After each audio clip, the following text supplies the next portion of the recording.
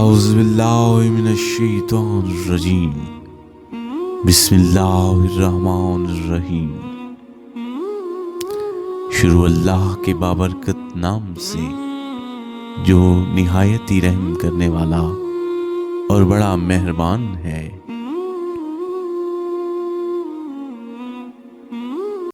اچانک میرے کانوں پر ایک آواز گونجی، گرم انڈے۔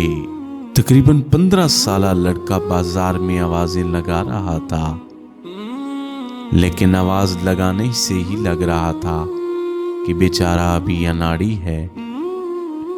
میں نے اسے روک کر کہا، سنو بیٹا، 2 انڈے چھیلنا۔ اس نے کہا، جی اچھا صاحب جی۔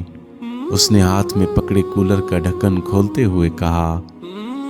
جب اس نے انڈے چھیل لیے تو میں نے دونوں انڈوں کے پیسے اس کے ہاتھ میں پکڑائے اور ایک چھیلا ہوا انڈا اٹھاتے ہوئے کہا کہ دوسرا انڈا آپ خود کھاؤ۔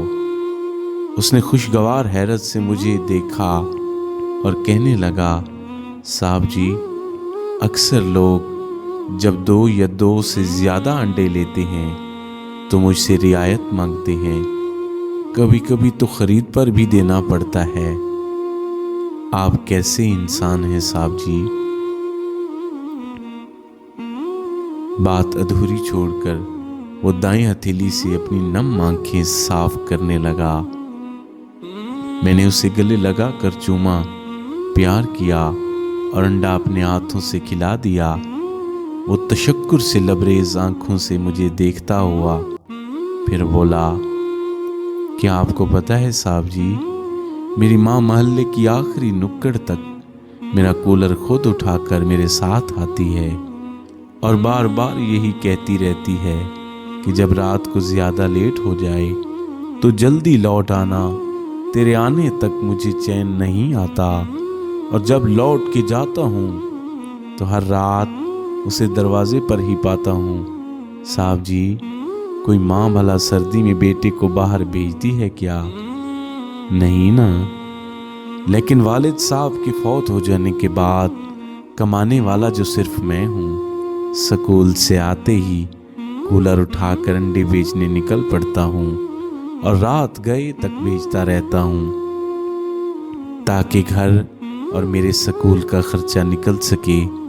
آپ کا دیا ہوا پیار میں زندگی بھر یاد رکھوں گا۔ بہت شکریہ صاحب جی۔